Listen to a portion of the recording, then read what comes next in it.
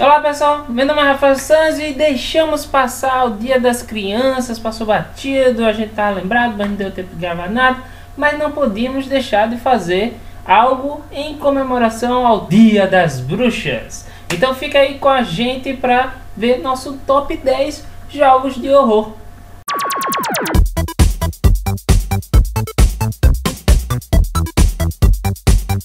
Lembrando que para quem está assistindo, esse top 10 é um top 10 na nossa opinião, na verdade na minha opinião, porque ela não tem opinião sobre jogos de horror, porque ela não gosta de jogos de horror e é muito difícil ela jogar algum jogo de horror. Então, como eu fiz essa lista, antes de começar o top, né, vamos explicar como é que eu pensei e escolhi cada um desses jogos. Eu levei em consideração mais a temática de horror, porque assim, a dificuldade é um jogo de horror de tabuleiro, ele não causa medo, com exceção de ele, não causa assim, eu não imagino que ele dê um medo, ou pelo menos sustos, como um jogo de videogame de horror poderia dar. Um livro de horror, você lendo e você sabendo da temática, fica meio que ressabiado com seus arredores, né? Não é um filme de horror. Então o jogo de tabuleiro, para criar essa sensação de horror e perdurar essa sensação de horror para as pessoas, é um pouco mais difícil do que essas outras mídias, na minha opinião. Então um tema, assim, a não ser que alguns elementos sejam feitos. Por exemplo, quando você está jogando um jogo de tabuleiro, você quer a diversão, então você vai se... na maioria das vezes vai se... ao mesmo tempo que vai jogar, você vai sair do jogo, porque você vai querer conversar, vai tirar onda com os amigos enquanto está jogando. Então vai depender muito do grupo de jogadores para entrar no clima do jogo, para aí sim você ter aquela sensação de horror que o jogo meio que queria passar, porque o jogo quer divertir ao mesmo tempo, né?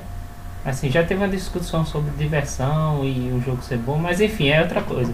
Mas assim, o jogo quer dar um desafio para o jogador e às vezes você meio que não consegue a imersão para sentir medo, porque ao mesmo tempo você ou está competindo com os outros jogadores ou está se divertindo com os amigos, então você não tem essa sensação. Então a gente vai mais partindo do pressuposto do tema que ele quis trazer, que se não por acaso a pessoa entrar no clima, vai sim ter essa sensação de horror. Então a gente vai muito mais, eu escolhi muito mais pelo tema e também pelo fato do jogo ser legal de se jogar. Então já para você ter uma dica para jogos de horror nesse final de semana até o dia 31, você jogar os jogos de horror, tá? Então vamos lá. O número 10 é o jogo Gloom de Keith Baker. O jogo Gloom, ele é um jogo pela sua temática de horror. Por quê? Porque você está tentando matar a família que você toma conta. Eu acho que é isso. De todas as formas, criar o pior final possível para essa família.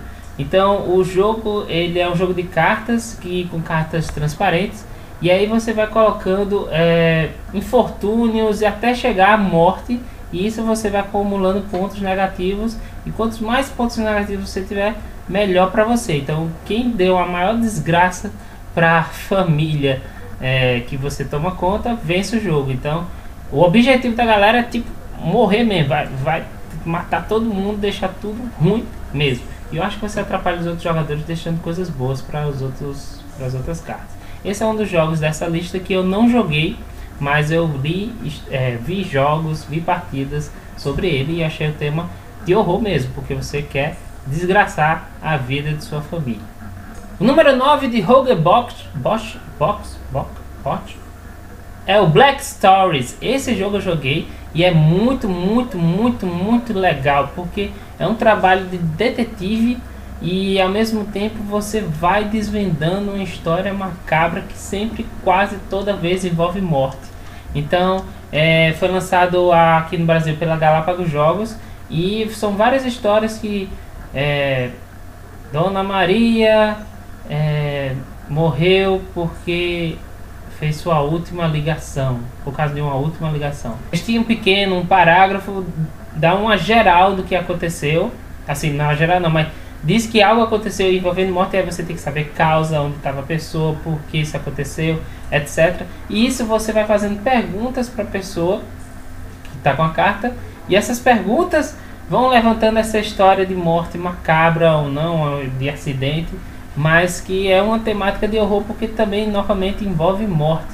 E você pode descobrir psicopatas entre seus amigos, porque eles vão descobrindo as coisas muito facilmente, principalmente quando você tem a ver com assassinato, suicídio, a pessoa já vai pro caminho certo. Então você fica torcendo que aquela pessoa assiste muito filme, ou então você, né, começa a se preocupar durante esse party game macabro. Eu tô falando isso a pessoa, né, mas geralmente o pessoal que acha que eu sou meio psicopata. Rafael do Futuro aqui vindo porque eu ia cometer uma injustiça, porque eu esqueci de um jogo que realmente entra nessa lista de top 10 jogos de horror. E é um jogo solo, então é bem legal colocar na lista, tanto por ser solo, como também ser um jogo que eu adorei mesmo, eu gostei muito de jogar. Então eu não sei qual é a posição que ele tá, porque eu vou inserir no lugar de alguém, vai substituir alguém, mas é o jogo Captive. Esse livro-jogo com a temática de horror, foi o primeiro livro-jogo que a Mandala lançou aqui no Brasil. E realmente, eu não sei se eu vou encontrar imagens, então vou passar bem rápido, cuidado com os spoilers. Mas você faz aquela estilo livro-jogo. Na verdade nem é livro-jogo, né? HQ-jogo. É livro-jogo que você escolhe um caminho, aí você tem que ir para a página tal, parágrafo tal, não sei o que. E aqui é uma HQ-jogo, você vai pelos quadros. Você faz um quadro e você vai encontrando as pistas para os outros quadros que você tem que seguir, as numerações. E aí você vai seguindo seu caminho. E a história de Captive é bem intrigante, prende o jogador para saber o que está acontecendo. E é sobre um cara que vai resgatar sua filha porque ela foi sequestrada por alguém. Eu não quero dar muito spoiler sobre o tema, mas esse local onde ele vai, acontece muitas coisas e há muitas, não diria referências, mas para quem gosta da temática horror, de histórias de terror, você vai gostar muito do que você vai encontrar durante cada página, durante cada quadro. É bem interessante, a HQ jogo é bem divertida assim, mecanicamente de se jogar, e foi sensacional, foi uma experiência sensacional que eu tive jogando HQ jogo Captive. E como representante de jogo de horror, ele tinha que sim estar nesse top 10. Então, desculpa aí o outro jogo que foi-se embora. Eu não sei qual foi porque ainda vou decidir, mas é isso aí. Número 7 é Ultimate Werewolf de Ted Alspach. E você pode achar que, poxa, Werewolf, jogo de horror, eu fico lá vendo o povo tudinho se reunido assim, gritando um com o outro, e tipo, é maior zoação, então é super engraçado, horror não é, né? Você acha isso. Mas para pensar um pouquinho e pense na temática. Você vai estar naquela época antiga, da Inquisição e tal, com caça às bruxas, não sei o que, e tá lá o povo do vilarejo. E aí você tem um lobisomem assolando as pessoas e outras pessoas se acusando e matando essas pessoas, e às vezes essas pessoas são mortas injustamente. Então pegue essa temática que é uma temática que você vê muito nos livros de Stephen King, que apesar de ter o horror, ele trabalha muito na psicologia humana, no que o ser humano faz nas dificuldades e o que surge de monstro neles. Se você olhar com outros olhos aquele grupo de jogadores jogando o Werewolf, você vai ver pessoas se acusando na cara dura e acusando as pessoas para ir para a morte, mas eles dentro do jogo não percebem o que estão fazendo.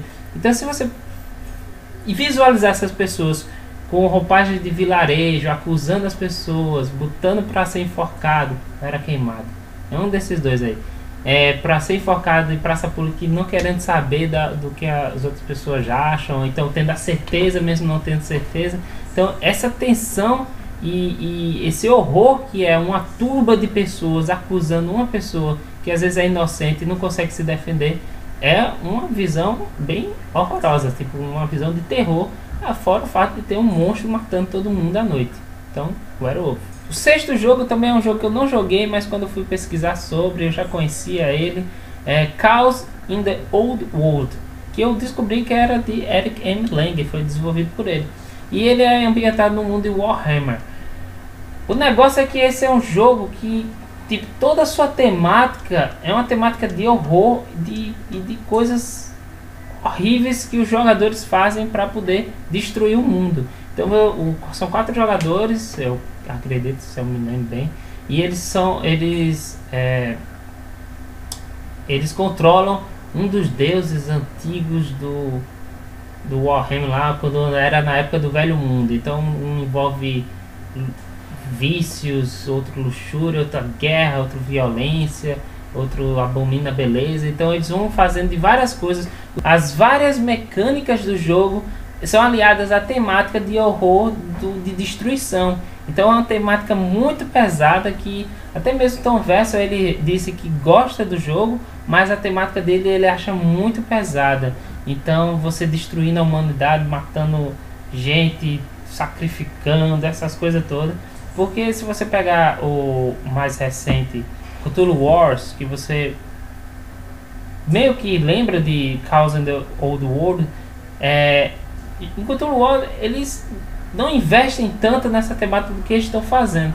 E no Chaos, o tabuleiro, se eu me lembro bem, ele é feito e desenhado como se você estivesse vendo na pele de alguém, assim, foi grampeada a pele. Então tudo, a ambientação, a arte é de horror. Então você fica meio, né, estou jogando mesmo um jogo de horror, destruindo a humanidade e fazendo sei lá o que com todas as pessoas para poder ganhar o jogo.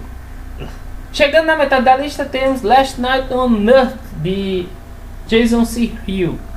Esse jogo tá aqui também, assim, passou do Caos, por mais que o Caos seja bem caos e horrível, assim, eu não joguei o Caos, eu joguei Last Night on Earth e eu achei muito bom. Eu gosto desses filmes B de horror, filmes de zumbi, e quando eu era criança eu tinha muito medo, mas assistia ao mesmo tempo.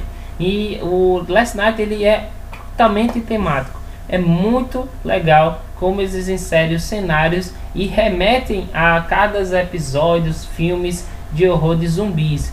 Então você vai ter, e as pessoas, assim, o visual do jogo ele remete a filmes também. Então as fichas dos personagens não são desenhos, são fotos de atores como os atores dos filmes B de antigamente. Então é bem legal como eles remetem esse horror e a gente vai se lembrando dos filmes de horror enquanto a gente joga. Até aquela questão que muita gente não gosta, que é rolar dado para ver quanto você anda. É legal a temática de, se você tirou é porque é aquele momento do filme que você foi e tropeçou e caiu. Então tem sempre uma justificativa temática para o que acontece no jogo, e o jogo ele retrata, ele dá uma imersão muito boa, incrível dos jogos de horror, dos filmes de horror que existiam naquela época, né? Não sei se filme B hoje em dia ainda é o mesmo filme B que a gente tinha na década de 80, mas é isso aí, Last Night on Earth. O quarto lugar desse top 10 jogos de horror ficou com Fury of Dracula, a terceira edição de Stephen Hand. Você na época vitoriana, um dos jogadores faz o papel do Drácula e os outros jogadores dos caçadores. E isso você vai caçando o Drácula ali na Europa, eu acho que é a Europa. E aí várias coisas vão acontecendo, porque não é só se escondendo e encontrando, se escondendo, procurando, como o Interpol, alguma coisa assim. Não. Ele tem várias coisas que o Drácula pode fazer durante a noite. Se você encontrar ele durante a noite, você está mais propenso a se lascar, porque ele vai estar mais forte. Ele pode criar noivas vampiras durante o jogo, que você tem que cumprir essas side quests, senão você perde o jogo também. Então é uma história de terror, uma história de horror bem abrangente nesse jogo de mecânica de movimento escondido.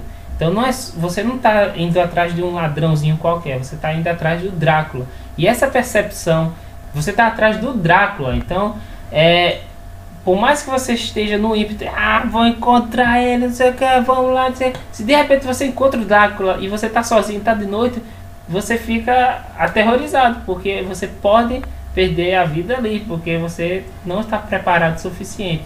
Então é legal o fato dessa reviravolta do escondido ser o ser poderoso. Então por mais que eu esteja querendo se proteger, você também não pode ir sem preparo para ele. Então essa ideia do horror, do monstro do horror clássico Drácula contra os jogadores traz essa temática muito pra vida, assim. O Touch of Evil, que é o da Flying Frog, ele tem essa mesma coisa no sentido de procurar um monstrão e tal, mas eu acho ele menos assustador. Porque assim, é interessante que os filmes B de terror, de zumbi, eu achava mais aterrorizante, né? Mas filme B de monstros clássicos já não era essas coisas todas.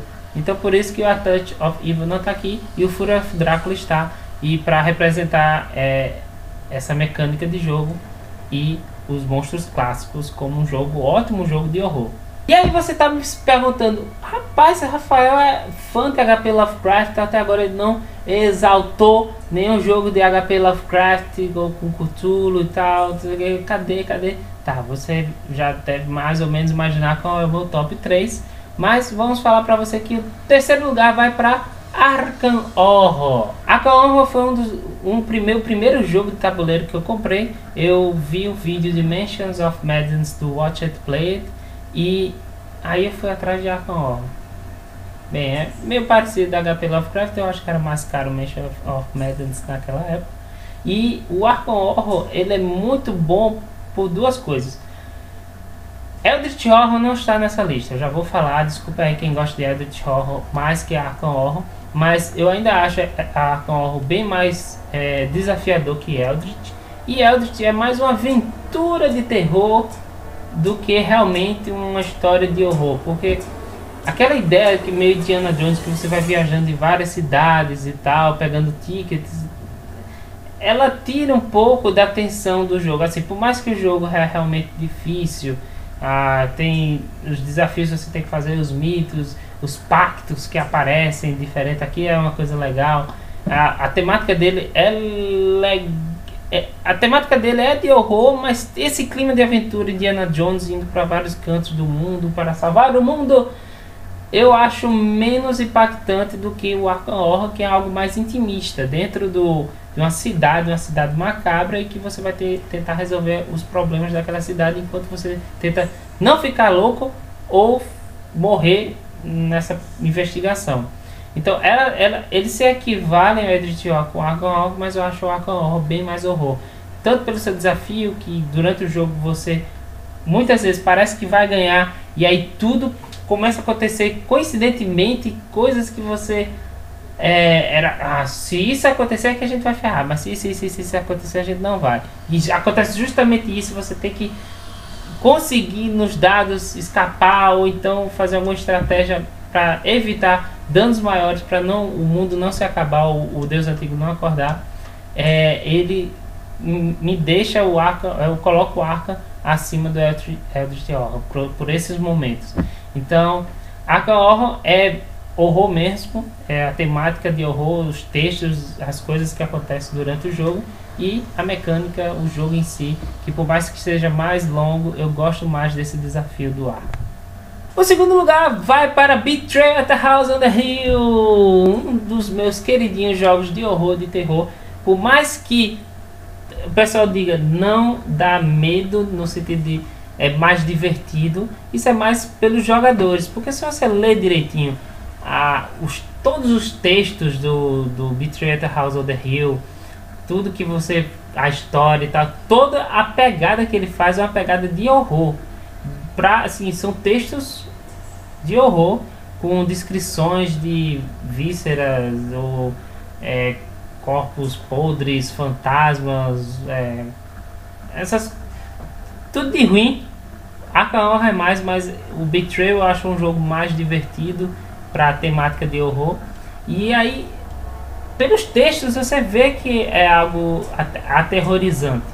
Aí vem aquela história, né? Você está jogando um jogo de tabuleiro, então você não vai se aterrorizar, porque você está se divertindo com os amigos.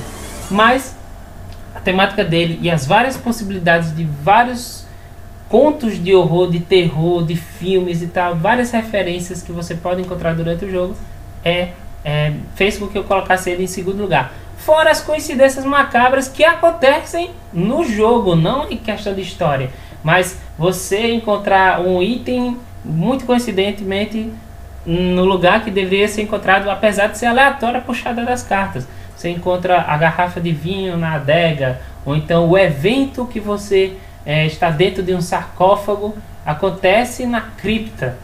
Então eu tive essas experiências meio macabras. Na primeira vez que eu joguei Betrayal at the House on the Hill, eu já contei isso pra vocês durante o vídeo do Betrayal at the House on the Hill.